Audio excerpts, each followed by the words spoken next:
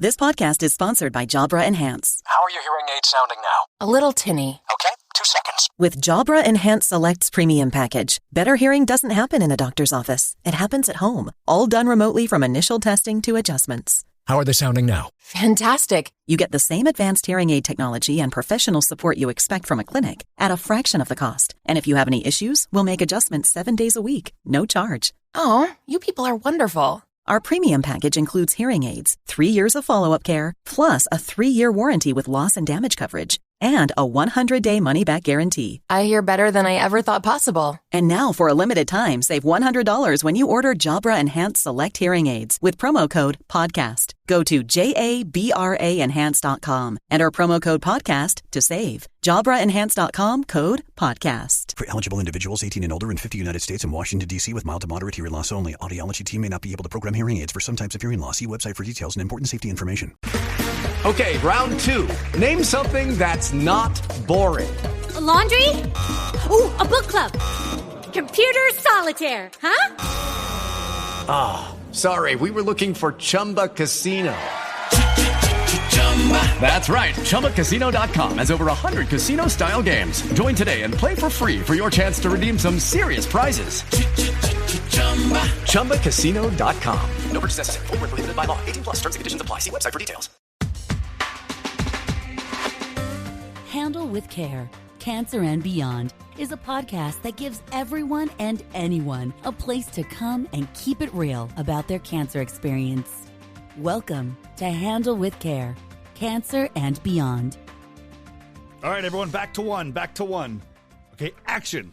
Hey, everyone, welcome back to another episode of Handle with Care, Cancer and Beyond. My name is Chris Donovan, the producer and co-host here with Carrie Madrid of the careprojectinc.org, which is also the website you can go to find out more information about this podcast and her book, Handle with Care. But today's conversation is really, really great. Carrie kicks off a series of these talks with marriage and family therapist Milton Jones of Access Nevada Therapy, or ANT.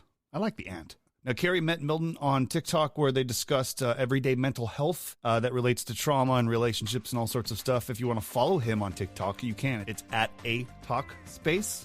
And while you're online, connect with Carrie at thecareprojectinc.org to be a guest on the show, or if you want Carrie to guest on your podcast. With all of that being said, let's listen to this awesome conversation with Carrie and Milton here on Handle with Care.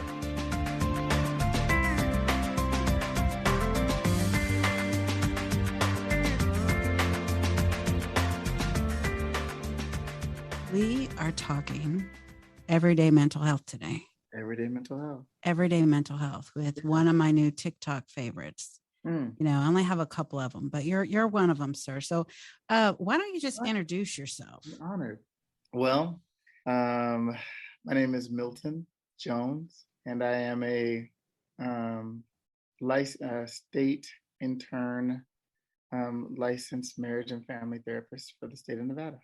That is a mouthful. It is a mouthful. So technically I'm an MFT.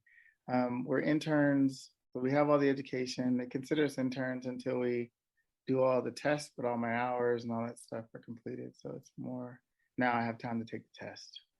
Got it. Right. So how long have you been practicing? I have been practicing 3 years. What's your favorite thing about it? My favorite thing about it is being able to be there for people. Just being able to be there for people, an ear. Sure, there's a lot of technical stuff that goes behind it as far as being a therapist, but to be able to be there for people, to have an outlet to speak, to be heard, for them to express their emotions without feeling judged or all the things that society kind of puts on us. Yeah, like not talking to a friend or a family member and you just know that even though they love you, they're still going to look at you differently or in some way, shape or form, right? They're going to be like, oh, I really got issues, right? Right. Or they're going to share, or it may be shared throughout the family. I remember being a kid and culturally, this is what happened. But I was about, 14 or 15 and I snuck out, meet friends, to hang out. Not you, the altar boy. Not right. But we're not all good, right? But I walked a pretty straight line. So anyway, came home and my dad was out doing a wedding shoot. He did photography on the side. He did wedding photography on the side. So anyway, so I came home and I was creeping up because we had rocks in the front yard. So I'm like, right? So I get up to the window and I see my little branch from the tree is not there anymore. Oh. And I was like, all right, well, I gotta see you know what I mean? So I lift up and I look in and my door is always shut. So I look in, my door's open. And my dad comes walking down the hallway, and he's like, you might as well just come in the front door. Oh. And I was like, dang. So then come in the front door and it's all, it's heated, kid stuff. Yeah. So anyway, though, in the next few days, we end up at my aunt's house for somebody's family function, holiday, something. And heard you got caught sneaking out. Everyone's heard you got sneaking out. Heard you got. I was like, really? Yeah. Hey, try getting pregnant at 18. I know. My name was talked about more in a matter of 3 weeks than it was my whole life, right? News travels fast. Yeah, I think one of the things too that just since I've gotten to know you a little bit, that I think someone on the outside watching you interact with people on TikTok and whatnot, one of the greatest gifts that you give to people is you're kind of like those weighted blankets that are out there now. Right. I call you my weighted blanket, only I'm always hot. So I'm like, you're like a blanket of calm, right? Oh. So your energy is just like really, really calm. I have another male friend named Norm who's like, we met through business, like through the Chamber of Commerce. And he's like, he has his own magazine. So he's like, I heard of you. I want to interview. Can I come to your office? And he's like, I just need like 15 minutes of your time. He was there for 3 hours. You have a 3-hour thing. Similar like our first conversation. So let me just tell our listeners this.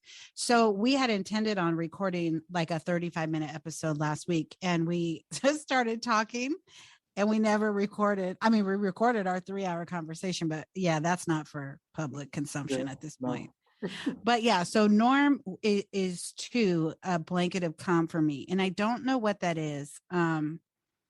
I don't know what it is, but that's what you give. But it's that. And then you really validate people's feelings. And I think that's another thing that family members and friends have a really hard time doing. Right. Because we automatically, and I'm only speaking for me now, but probably half of America, we automatically want to fix it. Right. Just like when I told somebody I was diagnosed, they want to fix me. They want to say something and then they say all the wrong stuff. Right. Right. But what you do is just listen and say, you know what? I hear you. I validate that. I can't fix it. And you know what? I will tell you, Carrie, that took a lot of changing. Yeah. I naturally am a fixer. Mm-hmm. And I had to start looking at things and saying, I can't carry this. That's a load that I can't carry, but I can validate you in your feelings. I can do these things, but I can't pick up that bag for you. Yeah. I used to pick up everybody's bag though. I'm the guy who holds the door for 1,000 people. Not one person is catching the door saying thank you. You don't have or even saying thank you, right? Because God forbid anyone have manners nowadays. Right, exactly. That's another show. Right, a whole nother show. But I will say that was me, is that I was, so I had to learn to stop picking up everybody else's bag. And that was, I realized that being a therapist, you're going to have sympathy and empathy for people. And having that without fixing it is okay. But I had to become okay with that. Yeah, that would be really hard. Right. Really hard for me. I mean, I've shared with you, like, it's hard for me. Even like we just had our first annual Friendsgiving here at the Care Project. And I was surrounded by 25, I think, breast cancer survivors, and some are metastatic, they're terminal. Right. And even though it was like a happy, fun occasion, we didn't talk about cancer at all. We literally just sat around like we were in somebody's, backyard. Yeah. We grubbed, we talked, we played bingo for gift cards. It was hilarious, right? All right. Okay. It was so easy, but I had texted you before and I was like, I just want to go hide in the meditation room. Yeah. Yeah. And I feel that way anytime there's a monthly social. And yet I know that I'm so filled by the time I leave. Right. But it's so draining. It is. You know what? And I will tell you, so I'll validate you on that. there's an anticipation, a build up for those things. And so even when it's a new client for me, even if it's doing my lives, prior to that, when I was doing corporate training, like these were things like, I'd be like, but as soon as I'm on, like somebody just flips a switch, or as soon as I have to walk across that threshold of the door, I'm on. And so, but did you have to learn that? I mean, did you really have to train yourself to do that? Yes, because I naturally test as an introvert. So I've realized that I'm good with small groups, 5 or less. And I'm not, but the moment it's 10, 15, 20 people, I'm typically become the observer. I'm no longer you know what I mean? Small groups, things like that. But so with that, I wanted to be a trainer at the time. I was, hadn't finished my education, wanted a decent job, wanted to do something that I like to do. So when I came across corporate training, I had to work on that in order to be good at that. So it takes me, so say I was doing a week class, a class that's 1 week long. It'd take me 3 or 4 days to recover from that one class. You know what I mean? Yeah. Yeah. Cause I'll have a monthly social and I leave here and listen, I'm not a counselor. I am just the one that had the vision of creating this space, but yet they still kind of look to me as their leader. For sure. So with that, I have to walk this line of being vulnerable myself if I'm having a moment, right? But I often don't do that. Not in the larger group because I have to always worry about running the business, so to speak. So I have my core group that often will stay after, or I will see them before or whatever, but it's really, really draining for me. Right. But then, so funny thing, everyday mental health. So how many people like you and I deal with that? So when I say, as soon as your feet touch the floor, you're coping. You're coping with the idea that there's some anxiety. Maybe you're doing a presentation for work. Maybe you're right. And so we're using the word anxiety. Anxiety doesn't always have to be, I need to take medication. We can still have anxiety and it not be a diagnosed situation of extreme mental health, right? And so we're just talking about every day. Yeah. And you've really enlightened me in that regard, because I know a lot of people who have been clinically diagnosed with severe anxiety and all kinds of other diagnoses, right? And I will be sitting here in group talking about whatever's going on. And it's not often cancer. Sometimes it's stuff outside. We're dealing with our kids or whatever. And someone will say, oh, I had a panic attack. My anxiety kicked in. And I'm like, can you share with me, like, what does that feel like? Because I don't think I've ever had that, but I'm wondering if I have. And I can't help but think that there's many people out there that have that similar thought. Like, I wonder, do I ever have that? Right. Right. And we get so caught up on having that term. So when you say to me, and I shared this with you earlier this week, like just getting up and making your bed, right? Or whatever is like coping. You're coping. Getting up and taking that shower if you need to, or brushing your teeth. I mean, sometimes it's that. It's that. There was a day right after I met you that I don't know what was going on with me. Cause listen, when I wake up, I told you before, I have 2 speeds, all or nothing. Right. And my mother's the same way. Like I hit the ground running and everyone's like, oh shit, here she comes. But by 6 o'clock, I'm like, shut it down. 7 o'clock. I'm heading to bed. Yeah. But there was a day, I just couldn't function. And I had no reason. I wasn't like super sad. I just was like, blah. Right. And I don't like that feeling because I try to always wake up and just, I literally will take photos of random stuff. Like I have this beautiful little candle holder on my desk. Yeah. And I'll look at it and I'm like in awe. It's so stupid, right? It's so simple. No, not at all. You should see some of the random little around the office photos. Yeah. People don't understand there's beauty in that. Yeah, for sure. Yeah. And so I'll share stuff like that. And then like some of my friends that I've known for 40 years will like DM me and they're like, every time you post something like that, I think, gosh, I wish I could think like that. Right. And I'm like, well, why don't you? Right. Well, that's where, in my opinion, they haven't slowed themselves down enough to see the photo. So you're in a moment, nothing's tugging at you, nothing, and you're like, dang, that candle is really nice. Yeah. Right?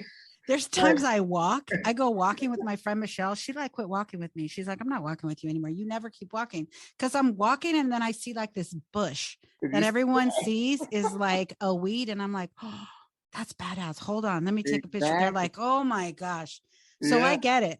Yeah. It's all perspective. And so even with that, and that's the thing. So when we talk about the coping, I have clients that struggle with brushing their teeth, struggle with taking a shower, right? So if they're not doing those things, then that means they're not coping, right? They're not coping with those everyday life things that society says, hey. Now, I've been hearing, I don't know if you saw some of the brouhaha here lately where there's some celebrities that don't shower every day and they're actually verbal about it. And you know what I mean? So again, so we do have to look at that. And so I would never criticize a client, but I do know that they're not coping if they're not doing those basic needs that society has kind of. With Lucky Land Slots, you can get lucky just about anywhere. Dearly beloved, we are gathered here today to. Has anyone seen the bride and groom? Sorry, we're here. We were getting lucky in the limo and we lost track of time. No, Lucky Land Casino, with cash prizes that add up quicker than a guest registry. In that case, I pronounce you lucky. Play for free at LuckyLandSlots.com. Daily bonuses are waiting. No purchase necessary. Void where prohibited by law. 18+. Terms and conditions apply. See website for details. Put on our plates per se. So, what do you think, or what are some of the causes of that? Like, what makes somebody get into that state? Is it typically somebody is just, born and they're chemically imbalanced and they have issues with depression and it reels, or is it like trauma, or what usually causes that? To me, well, it's hard to say what causes it, but I will say the people that I deal with, that they've had trauma. They've been bullied, or they've been abandoned. There's those things that I believe that are connected to their reasoning, along with, there's things, some ADHD, they might not be able to focus long enough to do that and hasn't really been treated well and things like that. So there's stuff so to me, there are layers to the reason. It's peeling back the layers as to why. Right? Do you ever watch Hoarders? Yes, I do. I watch it all the time. I'm like such a weirdo. I watch it all the time, but you know what? I'm fascinated. It's really difficult to watch. I can't even imagine how you must feel. Yeah. But I'm fascinated. I think I've told you this before. I'm like a documentary junkie, right? Mm-hmm. But I love to see why people are behaving the way they do, or why they make decisions they do. And I had my own awakening when I wrote down all the stuff I've shared with you in the past. Right. And so I'm fascinated by human behavior. Me too. Is that what landed you in this space doing this work? It's something that I've always noticed. Something I've always paid attention to. So human behavior from a layman's perspective was something I've always done because I like photography. Mm-hmm. And so I've always just, I don't know, maybe I guess I just people watcher kind of thing. I was gonna say, so how did the two go together? Got it. Right. And I noticed behavior. And the one thing about looking through the viewfinder of a camera is that it's squared off. So it's not this whole wide angle view. Everything is boxed in. So I see things most that way. So I'm a pretty big compartmentalizer as well, just because of that theory. But I will say though, behavior is a huge thing. And I tell people, so when I have clients walk in and I'm like, what's going on? And they're like, what? And I was like, something's up. Yeah. And I'm like, they're like, how'd you know? And I was like, you're just different today. You know what I mean? Mm-hmm. And so do I catch it every time? 100% no. But I get to know my clients and I kind of know that things have changed. Something's different. What's going on? Good or bad. You know what I mean? Sounds like you were wired that way though, too, from birth. Like you said, you were always like a caregiver, always somebody. Sure. right? Sure. Looking out for people. Yep, exactly that. And that, you know, there's a lot of disappointment in that too. And so part of it, you're like, and so I've always said I will never change that part about me because it makes me who I am. But I tell you what, it can be daunting, you know. Ooh, that's a whole other show. I just had a moment. Right? You saw that? I Right? had a moment. I was like, oh, that's my issue. That's another issue. Yeah. Mm-hmm. Yeah. And that's a whole past relationship issues. I'm just thinking about, you know, I was married very young, right? I got married at 21. Okay. We didn't know anything, you know, we were just trying to do the right thing, if you will. But I think about being married young, being a mother young. Obviously, I've had to make a lot of big choices at an age where I wasn't equipped yet. Right. And some of those were choices around relationships or even friendships, right, with girlfriends and stuff. So being wired that way really sets you up for not only disappointment, but heartache and pain and anger. It's a far fall. It's a far fall. And it makes you want it. For me, what I was going to say is it makes me want to just be like, forget it. I'm done. Right. Yeah. But then I realized, you know what? I am not, because I have one of my best friends, Christina. We are like the perfect example of good cop, bad cop, right? In business, in relationships, whatever. I meet someone and I'm like, oh, they're so wonderful. I automatically trust you. I automatically believe the things that come out of your mouth. Christina, on the other hand, is like, let me see his resume. You know, like, how do we know that? And I'm like, come on, man. Why can't we not? But so for a time I thought, well, maybe that's why I'm not, succeeding in relationships and dating and all that. Right. And then I'm like, no, I'm not going to change who I am. She can be that all she wants. That's who she is. If she's happy functioning that way, that is not me. Right. That's my motto. And it's funny that you say that.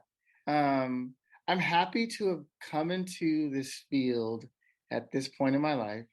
I'm happy to have not been in this field 20, 30 years because this allows me to see things through fresh eyes. Yes. And so because I have fresh eyes, I'm not jaded by now evaluating people from other people's behavior. I get to know everybody's behavior singularly because I don't have this whole Rolodex of behavior. Now I can say behavior says someone will do this or do that, but I don't lead with that and I don't live by that. Right. So the behavior that you show me is the behavior that you show me, not I saw this behavior before, so I know what you're going to do. Right. Does that make sense? Absolutely. And it's like parenting, right? You have a child and they do all this stuff, and then number 2 comes around and you're trying to correlate, and number 2 is far different. Number two has far more freedom. It's far more liberated. Typically, number 1's, in my opinion, because I'm a number 1, has to walk a straight line. My brother never had to walk the straight line. As much as they painted the straight line for him, he was like, I'm not walking that straight line. So I'm laughing because my 3 kids are that way. Anthony's my responsible one, my Pisces, my baby, he snuck out once, but yeah, but I mean, really the straight arrow, that second one. And all of that, if you look at it, I'll be curious to hear Anthony's side of the story, but that's everyday mental health, feeling or needing like you've got to be responsible, feeling or needing like you've got to be this or that, just in your family unit. And you just want to let your hair down. Why do I have to be so good? Yeah. Why can't I just, right? And so that's everyday mental health, though. The struggle of being as perfect as your parents see you. It was a letdown when I had a child at 20. Right. But only to find out that I had to come to the realization, and this took years, Carrie. I was in my late 30s, 40s. Like, wait a minute. Why am I so ashamed of having a child at 20 when I'd already graduated high school and I was already in college? Right. What was so wrong with that? I mean, it was wrong in the moral nature of how I was raised religiously, but outside of that, I mean, Okay. You weren't 17. I wasn't 17. Like me. I wasn't still in high school. So those are the things, right, that we battle, because the everyday mental health, in my opinion, is to me the most prominent.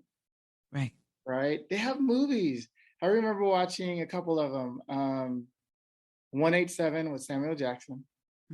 Right. He cracks on the students, right? Mm-hmm.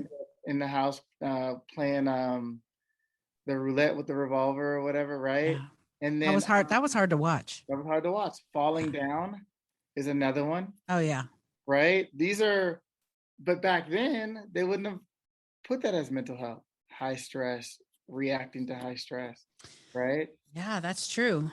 So we're talking about these movies that at that time is this person just went crazy, versus looking at what led them or what leads us to our anxieties, our depression, and are they all diagnosable or are they situational? Right. I look at situational because that's every day, right? High stress, high pressure. I'm depressed. Are you normally depressed? No. Is this the first time you ever been depressed? Yes. So like I shared with you before when we recorded our 3-hour show that's not going to be aired, about how after I finished my active treatment, how there was like that 2 or 3, I think it was like almost 3 weeks where I just couldn't move off the couch. And I'm sure part of that was physically I was just beaten down, exhausted, depleted, but mentally and emotionally, the totality of everything I just endured hit me. And then came all the thoughts of, well, what if it comes back? And what if, and I remember this, I never really had a breakdown, like sobbing when I was diagnosed or anything like that. I just kind of was like, really? Like one more thing, like after all the other crap, like whatever, let's go. I was And I wouldn't say I was angry either. I just was sort of matter of fact. That's probably what freaked my friends out. Now that I think about it. Why is she so calm? Yeah. But what happened is there was a time where I remember my son was at my house because he was in Korea when I was diagnosed in the Air Force. So then they got him home finally. So he was sitting there and I was just like a straight bitch. There's no other way to say it.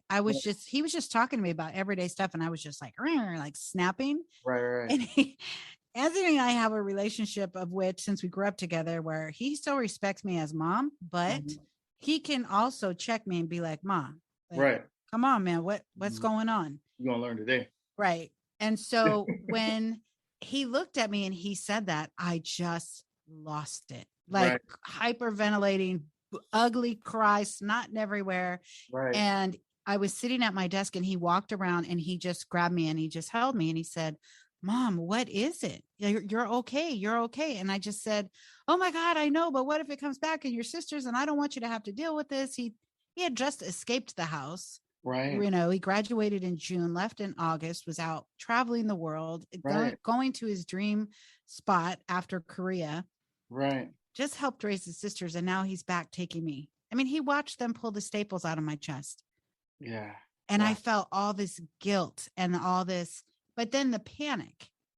And I think I had held it in so long from the girls trying to keep their lives normal as 7th and 10th graders. But with Anthony, we always told each other everything, like probably too much. But he was at your age at that time. It just, for all intents and purposes, this is my best friend. And people would be like, that's your best friend. But because I was a kid having a kid. And that's a lot of suppression though, as well. So, the best example I will give you, and it's interesting that we're looking at it from this perspective, and you were saying it earlier. So 2 things. Earlier, you were about to say that when I have these down days, it's like, why? Well, one thing is that you say it. I hit the ground running. Do you realize that there's no way you could do that every single day for the rest of your life? So there is a time where your batteries run out, you need to recharge. Those days that you're feeling that way, the days your body's saying, girl, hey, I'm gonna need you to relax today. Well, we fight it. We tend to fight it. It tends to be a battle. I feel like I'm lazy. Like I remember even like being a teenager and like dad would go off to work and I knew like he took the commuter bus, right? So he came in like clockwork every day, 4:05 or whatever it was. Okay. So before he walked in the door, I was always walking on eggshells. He was kind of hot-headed. I never knew what he was going to be like when he walked through the door. Right. And it was either way up or way down. There was kind of no in between. And it wouldn't even be directed at me. He could just be pissed off about work. But if he came in, I could feel all that. Right. So I would run around and like vacuum the house because, you had to have those vacuum lines, right? Right. And make sure every dish was done, the trash was out, like all the things. Even the things he didn't expect me to do. I did it. Right. To lower the impact if there was going to be one, right? Yeah. Yeah. You had no idea, but you had to do it just to make sure. So I think that, and my mom was a stickler about, because I went between the two living with them growing up. And my mom was always like, when you get up, you make your bed. My mom's like a neat freak. Like you literally could eat off her floors. It puts anybody else's house to shame that I know of. Right. But I think pressure though. It is a lot of pressure. But now I'm like, I remember when I first moved out, I was like, I'm never making my bed. Just despite her, right? Like, right, but that's what we do though. But it didn't last. Because now I'm like, I gotta make my bed. It's not perfect, but it's at least made every day, right? Right. But if I take those days, and I remember that last day, I was telling you, I just couldn't do anything other than get up, use the bathroom. I went to my desk. I managed to work in my home, in my pajamas. I don't even think I brushed my teeth till 6 o'clock that night, and then I just went back. I did brush my teeth, take a shower eventually. And then I got in clean pajamas and got back in bed. And again, part of that though, you were coping. If you got up. With the Lucky Land Slots, you can get lucky just about anywhere. This is your captain speaking. We've got clear runway and the weather's fine, but we're just going to circle up here a while and get lucky. No, nothing like that. It's just these cash prizes add up quick. So I suggest you sit back, keep your tray table upright, and start getting lucky. Play for free at LuckyLandSlots.com. Are you feeling lucky? No purchase necessary. Void where prohibited by law. 18+ terms and conditions apply. See website for details. Okay, round two. Name something that's not boring. A laundry? Ooh, a book club. Computer solitaire, huh? Ah, sorry, we were looking for Chumba Casino. That's right, ChumbaCasino.com has over 100 casino-style games. Join today and play for free for your chance to redeem some serious prizes. ChumbaCasino.com. No purchase necessary. Void where prohibited by law. 18+ terms and conditions apply. See website for details. And you maintained your personal daily status. You took the shower, you brushed your teeth at some point in that day, you put on clean clothes, and you got back in the bed, you coped.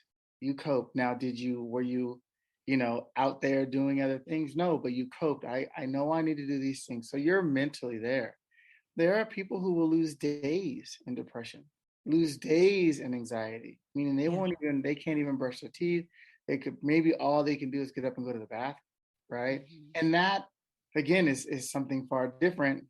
It can be a part of every day. It just depends. So I will tell people, if somebody says, I couldn't get out of bed for 2 days, but the third day I got out. Okay. We're talking 2 days. You're talking weeks, then maybe there's a little something more that needs to be talked about. Right. Because now we're looking at something that's far more extreme than just a day or two. I have, a couple clients that say, well, I binge ate for 2 days. Just I was going through it, but I figured it out. Okay. 2 days? We can live with 2 days. Can't live with a week or 2 weeks of that behavior. Spending money, right? I spent shopping. Right. I went shopping for 2 days and I realized I had to stop. Can we talk about COVID shopping? Ooh. Let me tell you how packed my closet is. I'm not even going to tell you how much criticism I got for the amount of water I bought, the amount of cleaning supplies. Every time I walked into somebody's store, I bought cleaning supplies, gloves. Let me tell you, I got gloves hanging. Let me stop. Let me tell you about all the dresses I have that I'm never going to wear. Right. So on your end, though, right, you're like, ooh, that's going to be... I was like, well, when I able to have my gala again, that's a nice dress. And then I was like, like eating pizza. And I was like, yeah, but now I've gained another 15 COVID pounds. So that dress isn't even going to fit. Right. But but the amount of time we had. Yeah. When it came to COVID, some people were, laid off for 3-4 months. What did you have to do? They said, stay inside. Yeah. Right. So, okay. I don't have anything else to do. Okay, so Amazon, they're going to deliver, they'll drop it off at the door. I can wipe up the box. I should be safe, right? I can't walk into Target. I can't walk into Walmart. I've got to order all this stuff, right? And so naturally, we evolved to a far different place. Amazon now has pharmacy. Yeah, it's crazy. Right? You know what I was just thinking about? I just had a moment. I was thinking about, I've worked from home for 21 years. So for me, I was still at home. Right. In my pajamas, but it was just I'm just thinking about this. It was just the mind screw. The fact that you were required. Yes. So it's one thing to work from home for 20 years and that just being what you did. But once somebody came on the news, like, you got to stay in the house, don't come out of the house. If you come out, wear a mask, you know, then you're like, you're double boxed in. Yeah. And I almost lost my job, but, that has been my security blanket my entire life. Right. Right. If nothing else, I've had this same job for 21 years and now because it's catastrophic case management. Right. So people weren't working. They weren't getting hurt on the job. Oh, this sounds terrible. But I was like, I'm going to need everybody to get back to work. You got to fall out. I'm going to need y'all to get back to work. It was like, but now we have a new product in COVID long haulers.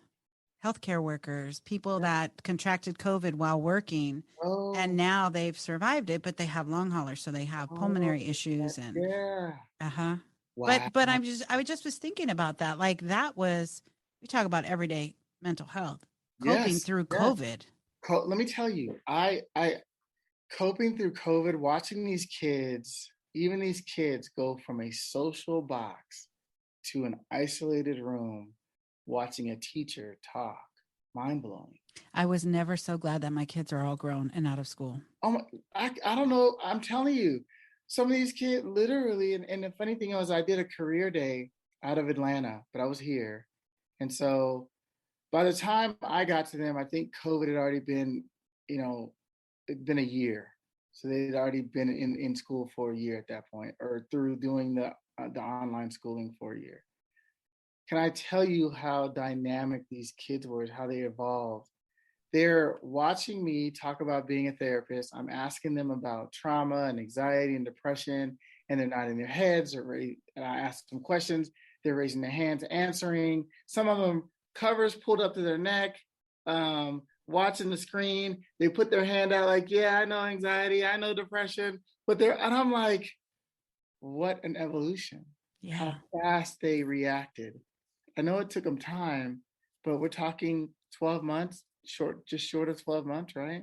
And they're all adapting. It might not have been as pretty, but they all adapted. Yeah. That's what I found remarkable. Yeah. I did I got asked to speak to LA Unified School District kids from about, I want to say it was like 6th grade to 12th grade. Okay. And they were, LA Unified School District is huge. Okay. So it was like 9 districts of East LA. A lot of kids never leave a 5-block radius, and I thought, what is this going to be like? It was Zoom. Yeah. Oh. I hate it. Yeah. Because I want to go be with the kids. Right. Like, I want to feel the energy. Yes. I need to know I'm engaged. I need to look them in the eyes. I need to see their body language. Right. And, LA is only an hour from me. So I was like, oh man. So there was like 400 kids on this thing, and they got to choose between which speakers they were going to go listen to. And I was shocked at the amount of engagement. Like you said, I was really shocked at the amount at 6th grade to 12th grade. Right. So I had 3rd grade to 5th grade, and we were on it. Right. And so for you to say that even the older kids, because look, older kids are, I'm not going. Right. Yeah. I'm not doing that. They can't tell me what to do. Yeah. Right. Yeah. And these were East LA girls. So they already have a bad rap. Right. Right. And I'm guilty of thinking that. And these were kids that were at risk. At risk, right. And some of them were in like continuation type school. Okay, right. So they were really, that's why they asked me to be there, is they knew I had been a teenage mom. They knew I had cancer. So they were like, you could be, and I just keep it real. It was Yeah, hard for me to not cuss because of, my mouth, but I did it. You'd have been proud of me. I didn't They've cuss. heard it in the music, I believe me. Yeah. They've heard it in the music. But the thing is, I just kept it real with them. I talked about the teenage pregnancy and how it seems to be so glorified now. And it's not, it's nothing to glorify. Right. But if it happens, don't give up. Yeah. Because nobody ever said to me this is a whole other show too. Gosh, we got a whole series. So nobody ever said to me once I was pregnant, Carrie, you're getting ready to graduate. You can still go to college, or no one ever talked to me about college ever in my life. Early in my career as a therapist, I had a young girl, and she was pregnant, and I was talking to her about, you do know you can still go to college, right? And she looked at me with a look, and I was like, you do realize that, right? I said, just because you have a baby doesn't mean you can't go to college.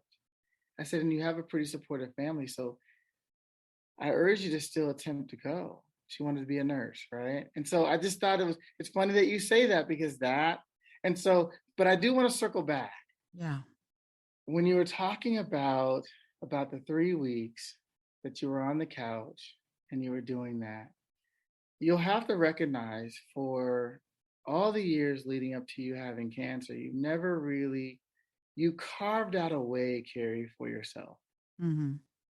You carved out a way to do all this stuff on your own. And then they tell you, you know what? It looks like you're good. Good luck.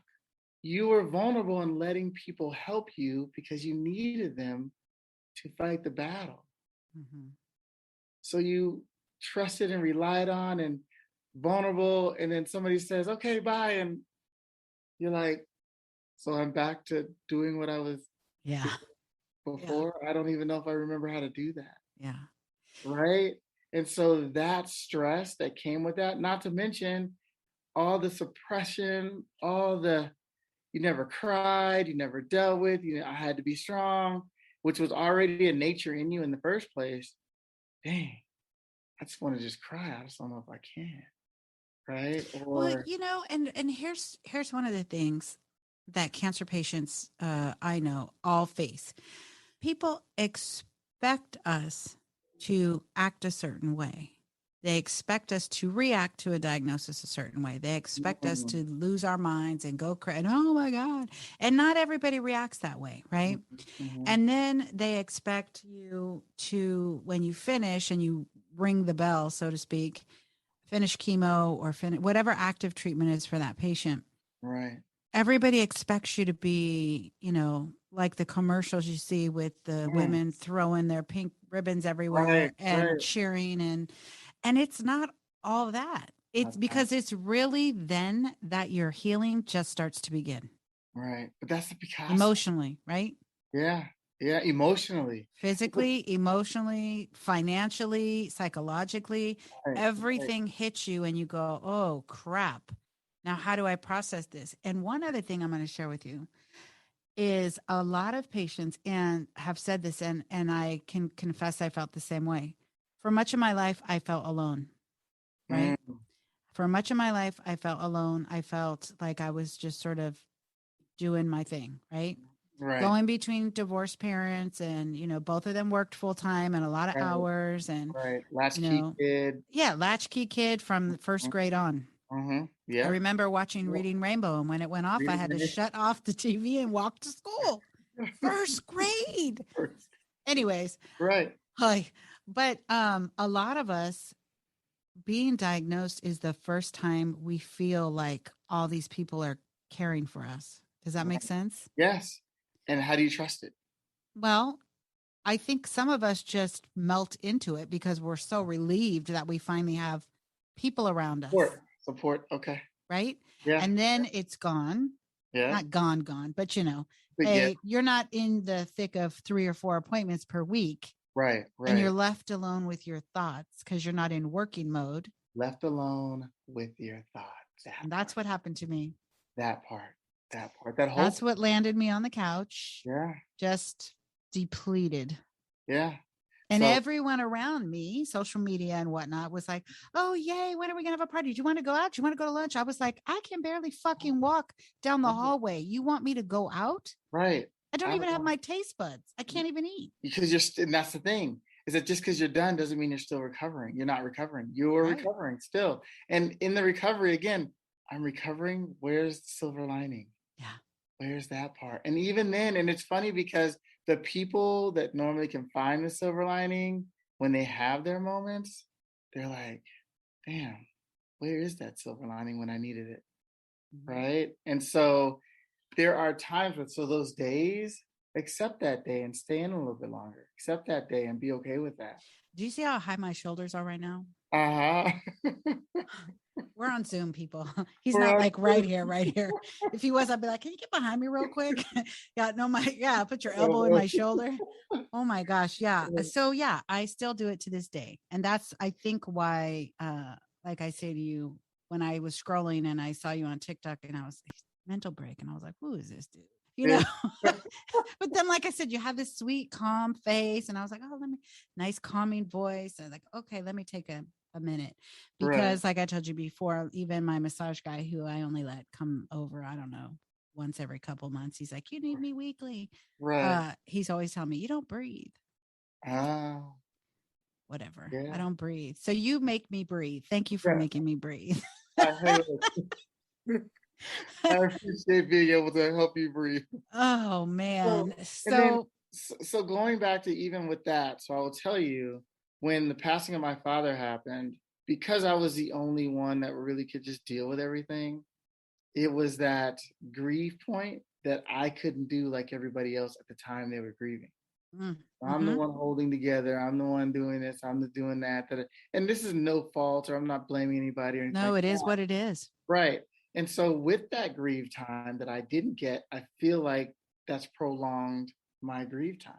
Not that it's ever going to fully end, but the impact still is heavy, because while everybody else was doing certain things, I was doing the other things, right? And it happens like that. And that's the everyday mental health, is that every day somebody's dying around us, right? Even if it's 6 degrees of separation, it's something, right? That person, there is now one person who's got to be the stronger of them all to help navigate, help finish that thing, right? Yeah. And so who's talking to them, or who's, right? Because I always said, like, people would come to me and be like, hey, are you okay? Okay. Yeah. I don't want to be a dick. Yeah. But no. Yeah. I mean, truthfully, I'd like to say, no, I'm not okay. But yeah, I'm good. Thanks. That's what, okay. So this is what cancer patients say. That part, right? Right. So it could apply, right? And so that's the everyday mental health, is even the idea that someone's okay. Or they would say, if you need anything, give me a call. You already know how I feel about that. I should pick up the phone and call you now that I need something, versus you being proactive. Right. And just doing something. Doing something. Yeah. And again, this is just the educating of, you know what I mean? The layman, right? Is that, come on, I don't. This is why we have our Whining with Care series. And we wine taste, and we talk about, other patients and myself. We talk about all those things that we whine. I give them permission to whine instead of just stay positive, like everyone tells us, right? That toxic positivity crap. Like, we get it. We get it. Mindset is everything. You don't think we're trying to be positive? Right. I have somebody said this phrase to me years ago, and I kind of didn't understand it at the time, but now I say it all the time to my kids. They said, stating the obvious is sometimes a real insult. Are you having a moment? I always question. I know that part. You don't have to say it. Right. It's something I don't know. Yeah. But you So as a cancer patient, I'm already like in the throes of, oh my God, am I going to die? Are my kids, my spouse, whatever's happening, right? Am I going to lose my job? Am I going to keep my benefits? Like whatever. And then you run around and, oh, well, honey, just stay positive. Oh yeah. Cause that's going to save my life. Right. Come on, man. That is not going to save my life. Right. Well, there's no such thing in the idea of staying positive doesn't mean that I don't have a rabbit hole sitting right next to me the size of Massachusetts. Right. Right. That I can just fall into. I don't even have to, I'm going to just fall in it. It's right there. So staying positive, looking maybe at the brighter side, but still. I mean, we always try, right? We try, Right. but as a mental health professional, and then we'll wrap up this portion, but what is your take on that? If I say to you, oh my gosh, because obviously you want people to try to, have a positive mindset and silver lining and all the things. Right. But if I come to you as a cancer patient and I say, oh my gosh, if one more person says, just stay positive to me, I'm going to lose my shit. Like, what do you say to that patient? What is your best advice to them? Because I give advice, but I come from my perspective, not the professional. What is your thought on that? Well, I never really, so I suggest things. Yeah. So I never want to tell anybody what to do. Tell me what to do. But I typically will suggest multiple things. And in that situation, I suggest communicating with that person if they're a person that's in your life regularly. Mm-hmm. So if you're somebody who's a staple in my life and you say something like that to me and we're good friends or we're a close family member, hey, look, I love you. I'm communicating to you that is probably one of the more irritating things that I experienced as a cancer patient. Could you please not be a part of the rest of society? Could you not ask me to stay more positive? Yeah. That's fair, right? Communicating it. If they're just somebody, just some random, are you really worried about running into this person again and having to do with this? You're not going to worry about changing their, asking them to change the behavior, right? Yeah. Because like when you're in the grocery store and the checker says, and I'm telling you, they do it. They say stuff to you all the time. Right. Oh, honey, are you going through, because I'll have like my Care Project shirt on. Oh, are you a breast cancer patient? Yeah, I'm bald. Yes. Right. Oh, well, honey, just stay positive. Now that person, I can go, okay. Right. But. Right. Because other than that, then you would be transferring or creating a traumatic point for somebody who is oblivious to and has no idea. And they're just maybe trying to get to that moment that's maybe awkward for them. No, it's always awkward. It's always awkward for other people. They just don't know what to say. Right. And so do you want to create trauma around that? Or do you want to just sometimes let me be real. Right. Sometimes I do. I'm in pain, you're gonna be in pain. Right. Right. But I think that's great advice because it's really like I'm just interpreting that as save your energy. Right. You got bigger fish to fry. Yeah, right, exactly. So your dog sitting, do you retrain the dog or do you say, you know what, this is your parents are coming to get you. Yeah. In a day, 24 hours, I'm just dog sitting, be you. Yeah. You can't come back. Yeah. No, I think that's a great way of putting it. This is why I love you, because you just give it to us like you said, layman's terms, good examples, everyday coping. I have learned using my keys, running through the house like a wild woman. What I say, I text you, I'm not coping very well. I'm cussing the dog out over my keys. Let me tell you, Carrie, so we had a family dog. He's 14 years old, English bulldog. His name was Brody. And my son had him. And he called me up and he's like, Dad, I don't know. And I was like, okay. I was like, well, keep an eye on him, keep me posted. So he calls me back. He's like, yeah. I was like, well, look. I was like, what are you looking to do?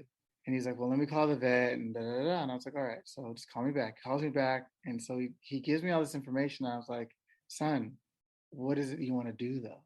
I was like, this is either quality of life, we're saving him, or we're making a decision. So it's not something that you have to come home to, right? Things like that. And he was like, oh, I didn't really process it. I'm gonna call you back. Calls me back. He says, okay, we're gonna do this. And I said, okay.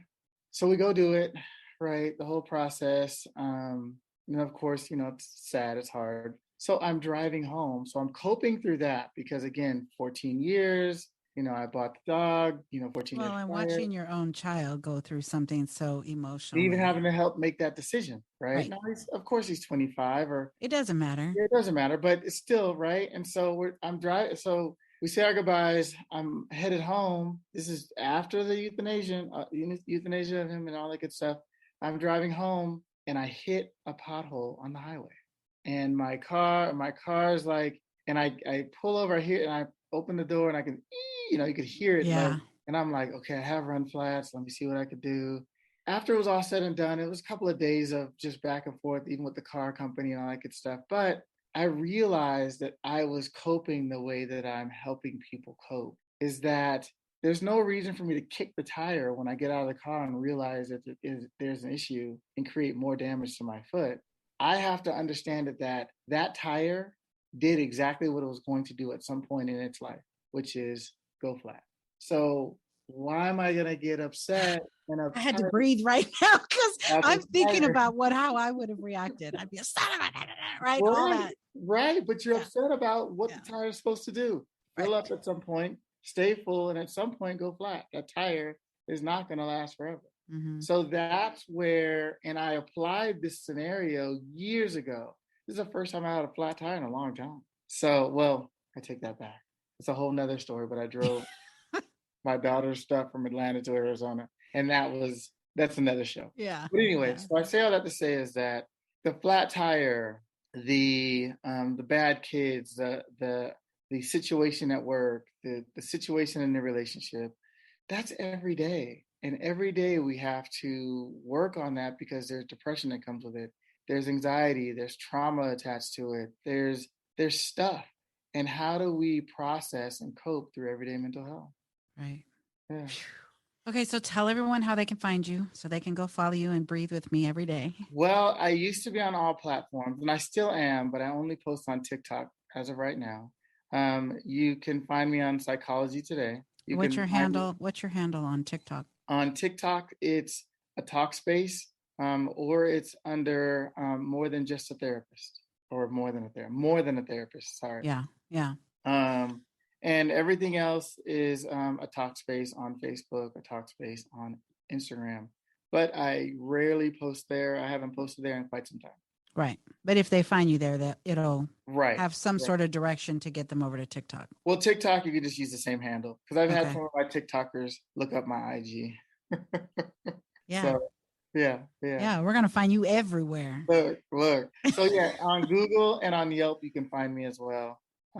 But that's going to be under Access Nevada Therapy.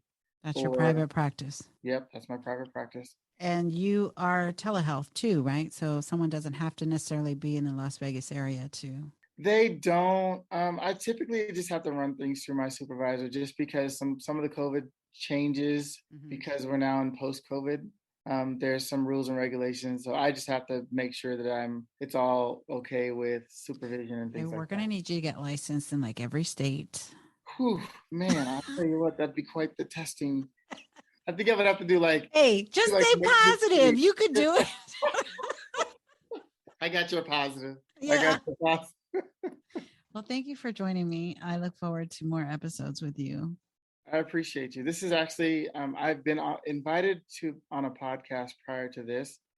It didn't happen. And so it was fate that this was going to be my first podcast. And so I appreciate the opportunity all through. And it's interesting, the places that you meet people and build quality relationships that you don't know. You have no idea who you're going to meet.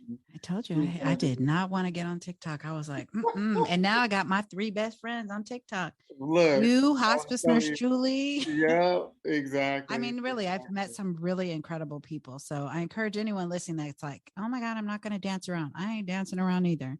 Nor are you. No, I'm not dancing. First time I see you dance around. Well, I think I have 1 or 2 on there where I'm dancing, but it's not like it's a 2-step. It's not. Okay. It's not a choreographed. You're not doing the latest challenges. Oh, listen, if I hear her song one more time, I'm gonna lose my shit. I just can't. I applaud everybody using it. Right. I have a very dear friend. Let me tell you, her handle is 2 Cool Nerds. It's her and her daughter. Okay. And her daughter is in middle school or just starting high school and was really having some mental health issues. And so they did it as a way to cope through COVID. Oh. Because my friend's a dealer at a dealer. That didn't sound really well. Dealer. At a casino.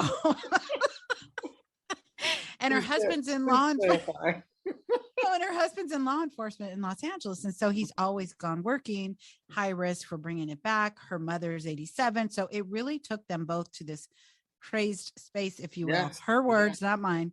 And so they use TikTok for it. And then, but they do all the funny dances, and they've got like tens of thousands of followers. Wow. I know. You know, I will tell you, I never expected this to go the way. And I've seen other mental health professionals having 30,000 and things like that. I just never imagined me to have that. I never really processed that. I was just trying to just serve in the mental health capacity. So. And that's what you're doing. It's not about the numbers. Yeah, no, I'll be happy if 2 people listen to the show. Look, I'll be happy if 1 listens. Let's do it. Let's go with that. Well, you and I will listen, so there's our 2. Oh, all right. Well, thanks. I appreciate you. I really do. And like I always say, you're worth it. You really are. What you do and what you stand for is what, I hope that when it comes to purpose, and people finding their purpose, if they can find something that they can sink their teeth into and really just own it. It's really a beautiful thing, isn't it? It is. It's not always easy, but... No, that part. But that's the thing. But it's so fulfilling, right? Right. We didn't wake up like this. No. It took some time.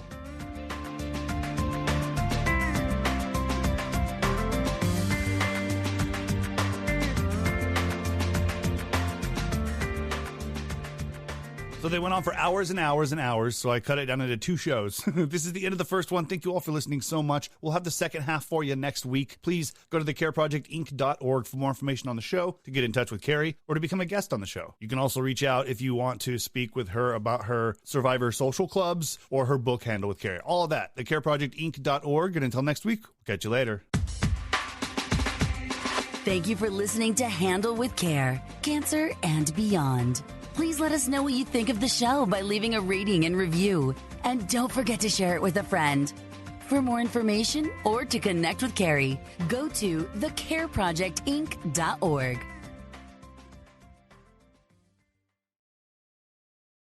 Are you struggling to lose weight and keep it off? Tired of wasting time and money on starvation diets that lead to more frustration and stress? If there was a weight loss solution that could actually work for you, would you try it? Then head to Golo.com. I'm Steve. I lost 138 pounds in 9 months on Golo. I'm Amber. I've lost 128 pounds with Golo Taking Release. If you're ready to take back control of your life, head to Golo.com now and see how Golo can work for you. That's GOLO.com. My sleep is way better. My inflammation has gone way down. Golo saved my life. I was way overweight. That's what sent me down the path. I wanted to make sure and live for my kid. I have literally tried everything. I was on the verge of getting gastric bypass surgery, and I saw the Golo commercial, and it was the last thing I tried because it worked. Join over 2 million people who have found a better way to lose weight with Golo. Your healthier and happier life begins at Golo.com. That's GOLO.com. Again, GOLO.com.